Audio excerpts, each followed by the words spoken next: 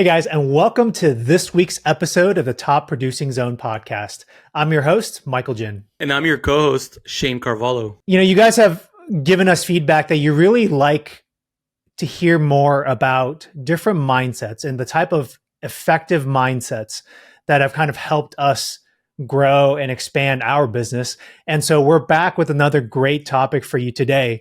And it's the idea of developing a mindset of abundance versus one of scarcity. Yes, sir. And I agree that this is a great topic, especially right now, because I really don't remember. It's probably been since 2008, probably that I've seen, kind of this, I don't know, I don't want to call it this attitude, but this like the belief system or the overall feelings that especially people in our business are having. Yeah. I know that transactions are down about 20% year over year, but realistically, we were up 20% from the previous year, right? So it's like realistically, we just went from basically, 22 down to 23, but 21 was about where 23 is volume wise. So it's like, yeah, interest rates are much higher. And I know that's impacting some buyers, but it's interesting because, if you look at the actual data, it's not bad. No. There's still business to be had. Yeah. There's still a lot of people buying and selling. There's lots of opportunity there. And what's interesting too is that, a lot of people in our business have been leaving the business. So, if transaction volume's down 20%, I've heard in some areas we've lost 30% of the agents. So realistically, when you look at it from that perspective, doesn't that mean, I know they're not exact numbers, but doesn't that mean that there's probably still the same available transaction volume to an agent? I would think so. And it's funny. I think you and I talk about this all the time, with the market right now, people talk about it being a slow market. And granted, it's different. I would say it's different. It's from different. What sure. we had it from a year and a half ago. But Right. a year and a half ago, that market was just was crazy in the Bay Area, right? And I probably haven't been in real estate long enough, but you have, and you and I know have talked about it. Here we go. Right, not a dig on your age, but just you've seen the cycles, you have that perspective, right? And you and I have talked about the market today is it's not actually bad. It's just it's more typical. It's more normal, compared to what we had a year and a half ago. Typically, with limited inventory like this, days on marketing time is 7 to 14 days. Yeah. Right now, our marketing time is over 30 days. So that's what's really interesting about this market that I haven't quite seen that combination. I don't recall a point in my 20 plus year career where marketing time was that long for such limited inventory. So I think that that's something that, that could be something that kind of spins in people's heads oh yeah, nothing's selling, right? But that's because their mindset was based on a unique point in the market. Because see, this is where experience makes a huge difference, right? Agents that came in through these booming times, they've never been in a market like this. So if you came in when things were just hot, yeah, and anybody could write an offer, to you, this is a down market. Mm-hmm. Right? Yeah. But if you've been in real down markets, like someone like myself, it's this is not a down market. And regardless, even if it is, the market doesn't dictate. And this is what we're talking about today. The market does not dictate your success. You do. You do. If people could actually figure that out, I'm not saying that, you just need to be positive and everything's going to be great. You still got to put in the work. What I'm saying, though, is that if you don't have the belief system in place, if you're not confident that you can do it, forget about it.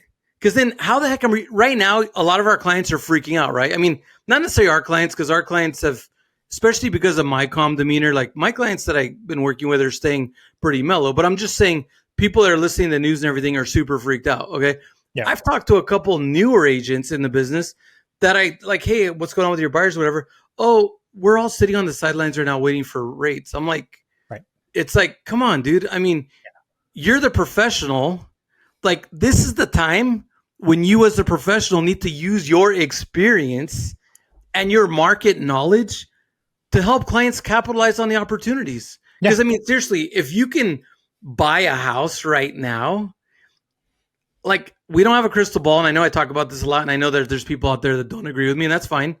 But if you look at this, look, everybody's gonna have a different opinion, and that's what makes the world turn. But what I'm saying though is that, and sorry, I'll let you talk because I could tell you have something to say, but all I want to say is that basically, if you can buy something right now without as much competition, you know rates are going to come down. They're not going to stay at this Exactly. level. Yeah. They're going to come down. And when they come down, more people are going to want to buy. We don't have a lot of inventory. What naturally happens? Like, it's not even about having a crystal ball. The reason I feel so confident is because that's just economics.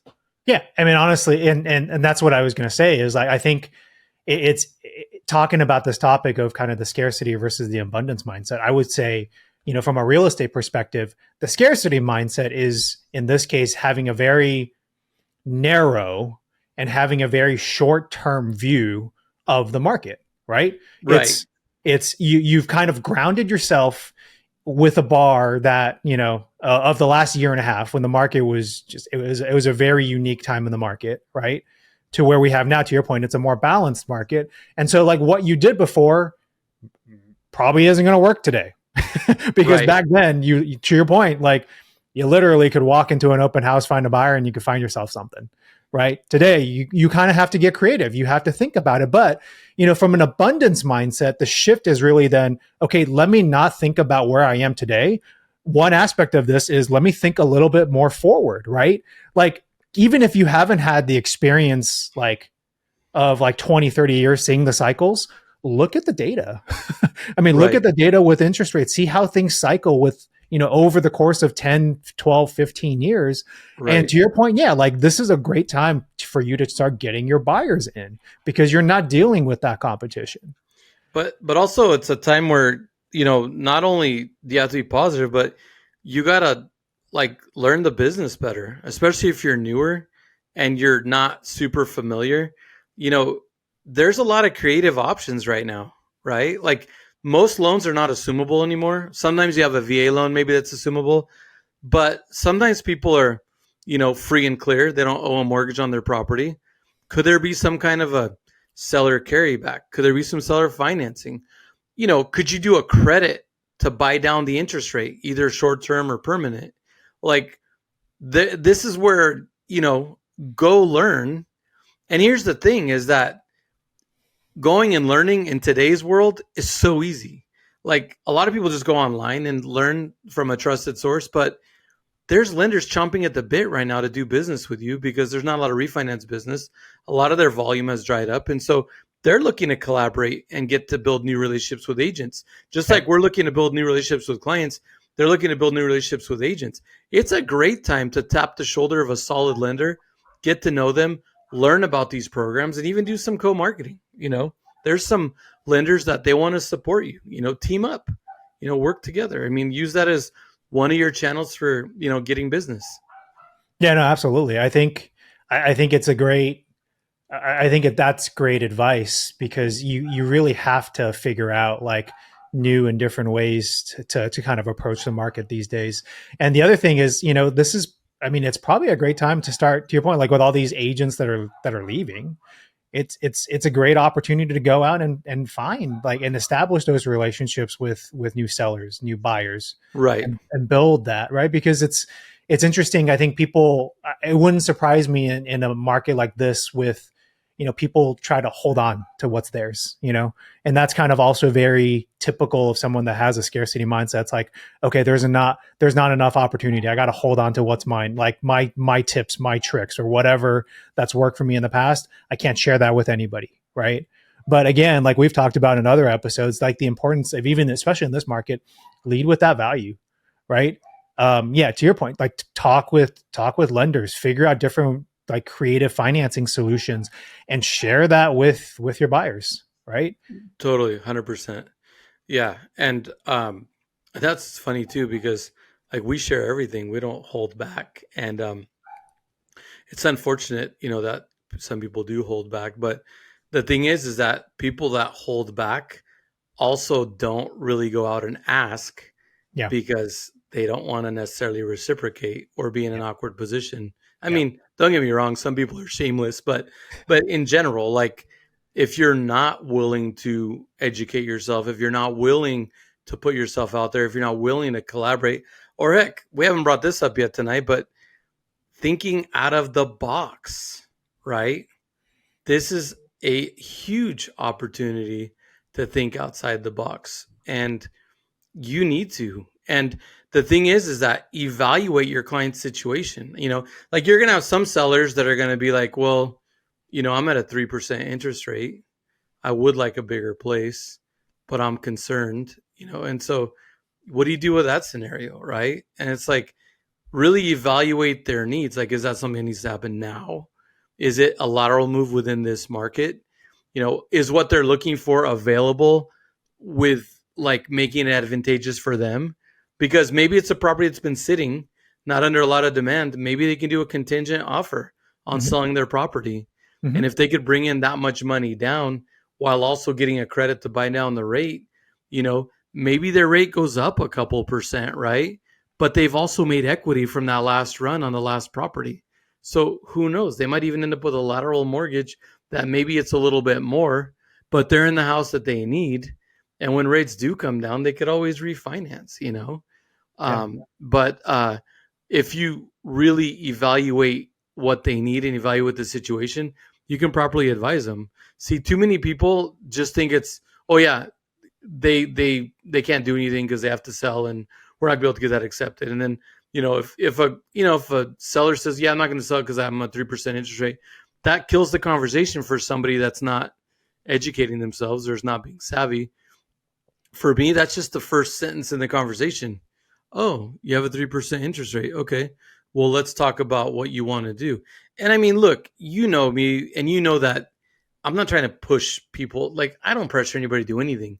I want to help people accomplish their goals. Yeah, of course we want to help people sell their houses and stuff, but you know how we operate. We don't go push it on people, but it's more like I'm a problem solver. I'm Mr. Solution, right? So it's like if someone has this situation, that's like a game stopper for a lot of them because guess what? Maybe that's the only house they've ever bought. Yeah. They don't do this every day. We do. They don't know what options are available. And so this is like going back to those agents on the sidelines waiting for rates to go down. This is exactly why a lot of agents are leaving the business or failing because they're not looking at that abundance or that opportunity. Like if I were to summarize what you're saying, like the theme of what I think is really important with an abundance mindset is a couple of things. It's one, just staying and remaining curious, right? Curious about your clients, curious about, where they are in their life, curious about, what it is they're looking for, like continuing, like right now is a great time to just double down on building that relationship with them and understanding where they're at. And to your point, it's like, it's not forcing them to go sell their current place or buy a new place. It's more just, understand where they are in life because that's constantly changing for everybody. Right. And I think the second part of it is, I think an important question to ask just to yourself as you're working through with clients or trying to think about this market is, okay, so what else, right? And I'll give an example of if you feel like, okay, well, what I've done before of kind of traditional financing doesn't work. Okay, so what else is available to me? If I don't know the answer to that, go find somebody that does, right? I can come talk to you, or to your point, talk to a lender and keep asking what else is there? And eventually you're just going to keep, you're going to be so focused on kind of that what else, you're going to keep digging, and you're going to be peeling back the layers of the onion. Right. And that's going to get you to that creative solution that you're looking for. Well, but I mean, the other thing too is that this is a time for people like the way I run my business, relational, right? Yeah. So like I care about my clients. I want what's best for them. So, I mean, this is a really clutch time for agents that really care about their clients. Yeah. Because if, people could smell it if you're out there just trying to make a buck, right? There's going to be people out there just trying to push people to do things. Yeah. And not really evaluating their needs. Because I'm going to be the first one to tell somebody not to move or not to sell or not to buy something. I mean, I'm the first one. And I mean, the other thing too is like one of the buyers I'm working with right now, they're just like, we may need to sell in 2 or 3 years. Okay. Well, what does that tell me? Get them into something that's remarketable, something that they're not going to overpay. They're not competing. It's probably not turnkey, needs a little bit of upgrade. Like I'm already thinking about all this stuff and I'm asking the right questions. I promise you, another agent's going to see an opportunity to slam into something. They love a turnkey property, multiple offers. They overbid. In a couple of years, they call, hey, we're ready to move to that other city we told you about. And, so we want to sell. Oh, sorry, Mr. Sellers. There's no equity in your property. Oh, oops. Yeah. Yeah, I'm always going to justify, because I love helping people. I'm always going to justify in every angle why you should care about people. But I'm just saying, you see how it comes out naturally. It affects every part of the business, what your reason is for being in the business. We're not sitting here BSing. We all need to make a living, but there's a way to make a living while helping. Like, you overheard me talking to another client earlier. It's like everybody can win. When we're involved, everybody can win. Somebody does not have to lose. Yep. Every negotiation doesn't require somebody to lose. No. There's enough abundance Yep. for everybody involved. Yep.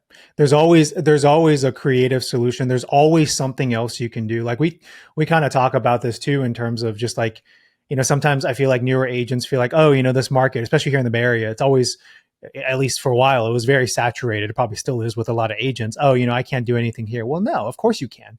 There's so many people out there. You have your own skills. You have your own background. You have your own personality that you can bring to the table that will bring value to your clients.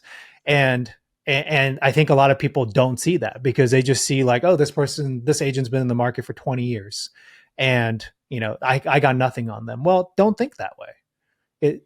You have something that you can bring to the table, whether it's, like technology as an example, right? You might be super up to date on like the latest social media trends. Like that could be a very creative way to market yourself these days on social, like in terms of your real estate business. Thanks for joining us for today's episode. Now, if you're watching on YouTube or streaming this on your podcast platform, if you could do us a favor, leave a comment down below and let us know where you're listening or watching the show from today. It greatly helps with the algorithm and helps us get reach out to more people who need or want to hear what we have to say. We greatly appreciate it. And now back to the show. Like if you're constantly thinking about what's impossible, if you're limiting your beliefs and just training yourself to say what's not possible, you'll never think about what's possible. And I think the other part I was going to say is, earlier in the conversation, we talked about agents who are leaving the market or who are sitting on the sidelines. And, you kind of mentioned what's driving you right now and just wanting to continue to always bring value to your clients, to serve them, to bring just quality work to them and that quality, like just amazing experience for them.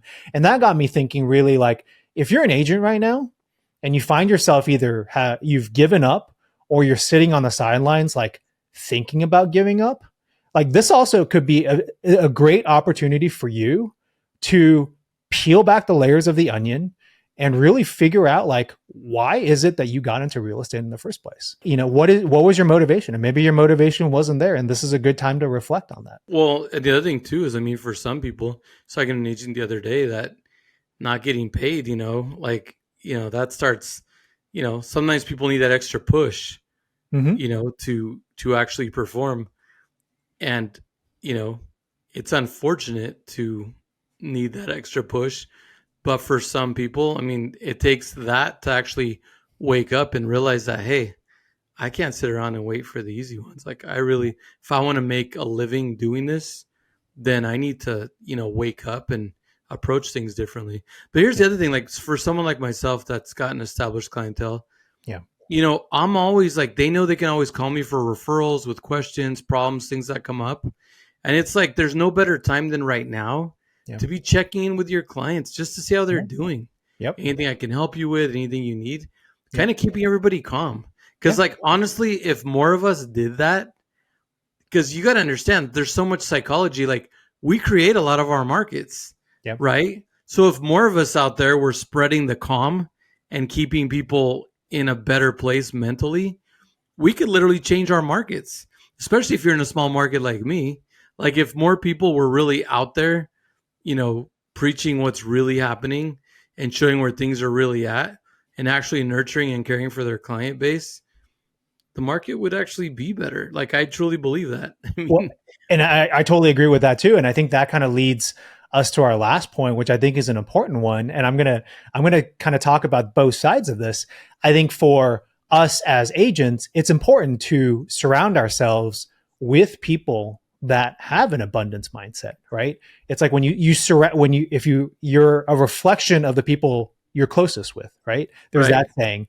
And so if the people that you're closest with are having an abundance mindset, well, guess what? You're probably going to find yourself thinking more optimistically and trying to think about opportunities, getting creative, having that abundance mindset. What Right. happens if you're surrounding yourself with people that are always constantly thinking about what can happen or what's impossible? Well, guess what? You're going to find yourself thinking in that direction as well.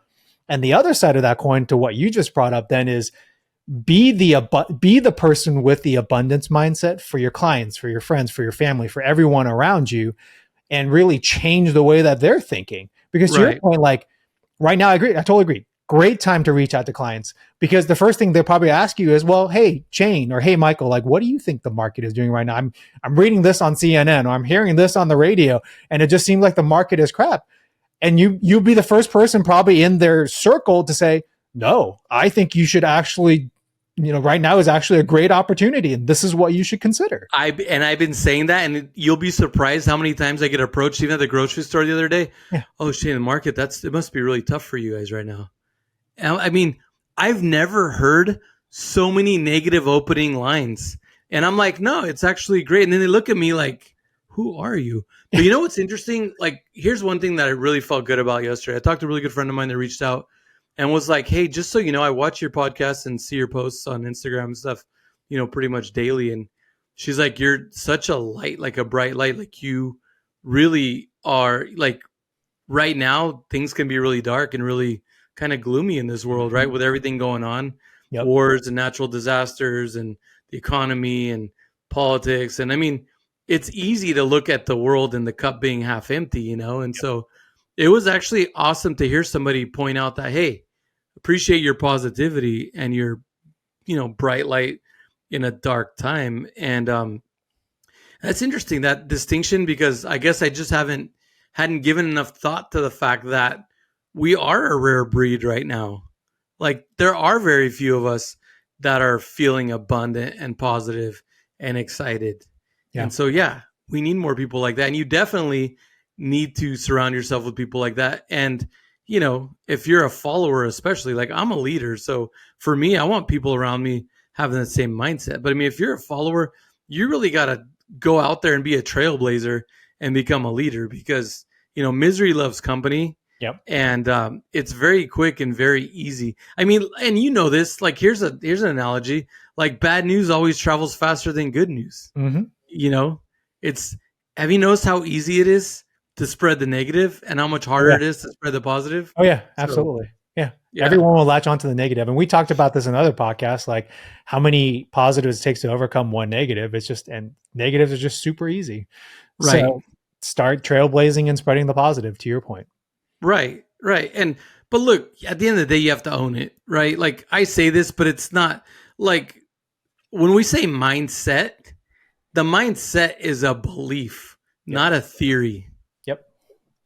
So this has to be from the heart. You can't just say it. You have to mean it, right? Yeah. And the other thing too is that, it's like, you don't even have to, like, you don't have to tell anybody, like, where you're at mentally, because all you have to do is open your mouth and talk to a client, and they're gonna know.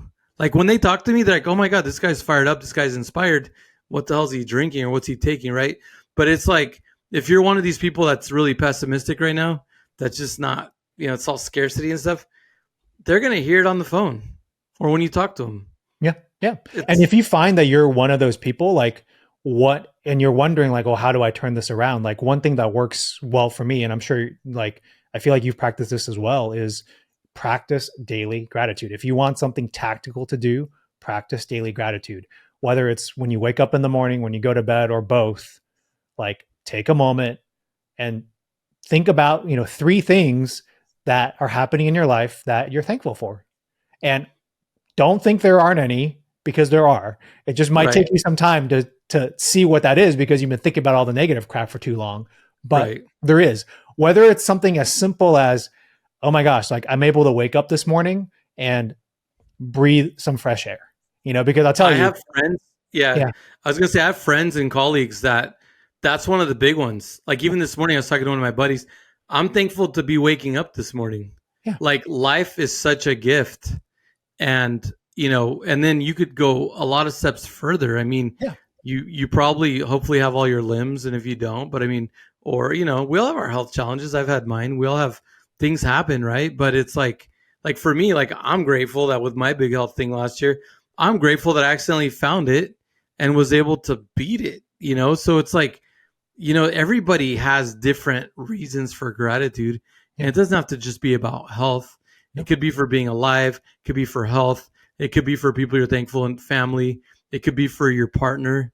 Like, oh my God, I found the partner of my dreams. I mean, just they could be for a lot of things. And it could be even just the simple things like, I'm so grateful that I was able to get up, get my morning routine in, and have some great conversations with clients or whatever. I mean, it could be very simple things. Like I'm grateful that I actually made my bed this morning. I mean, it doesn't have to be anything fancy, but all those things help for sure. Yeah. And it's, you'll be surprised to find how easy it is to, once you find that first thought that you're grateful for, sometimes how easy it is once you find that first one for subsequent ones to flow. And that, I mean, for me, that's kind of speaking for experience. Like once I have one, then my brain typically is like, oh, okay.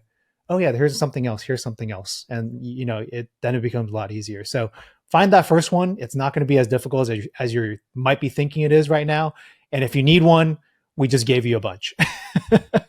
Right. Or reach out, we'll make a list with you. Yeah, exactly. Yeah. Like I have a tiny little like spiral bound notebook. Like it's like this. I have a book like this. Nice. This one's like a little to-do list that I keep with me. But anyway, I have a book like that I keep in my nightstand.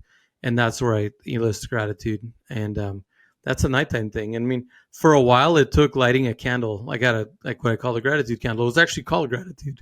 And so in order to make it a habit, I had the candle there on the nightstand. It's like, oh, gratitude, light the candle.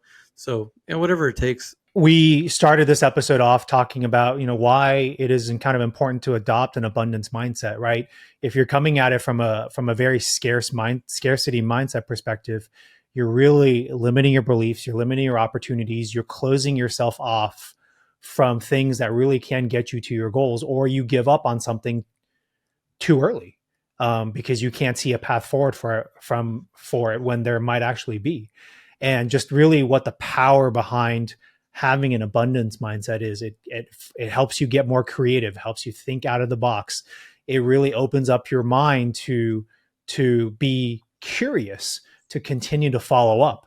And we talked about, why that's super important and why, we think right now in this real estate market, why that's especially important being a real estate agent, because, what worked a year and a half ago in a very unique market is not going to be the same today. And it's going to force you to, to really think outside of the box to find those creative solutions for your clients.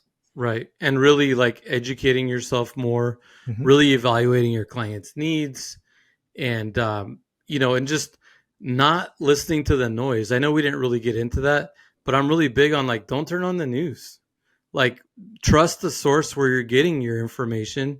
Yep. And just really like, if it's economic information or real estate, market type stuff, like trust your sources and just go to the sources to get what you need. Don't just turn on the news and listen to all the negativity and everything else. Right. And we kind of wrapped up by saying, if you find yourself being a follower, like be that trailblazer because it's needed right now. Right. Surround yourself with people with an abundance mindset, but also be that person who is the abundance mindset for the people in your circle and the people that are around you, because it's very much needed in this day and age. And if you wanted tactical steps for how to start slowly training yourself to have that abundance mindset, practice gratitude on a daily basis. And that is a great way to start shifting your mindset towards an abundance. I think this was a good foundation for this topic. So no, absolutely. And for those that are listening, again, we always appreciate your support. And we hope you found this topic helpful to you wherever you are, kind of in your personal and business journey. And with that, we'll catch you on the next episode of the Top Producing Zone podcast.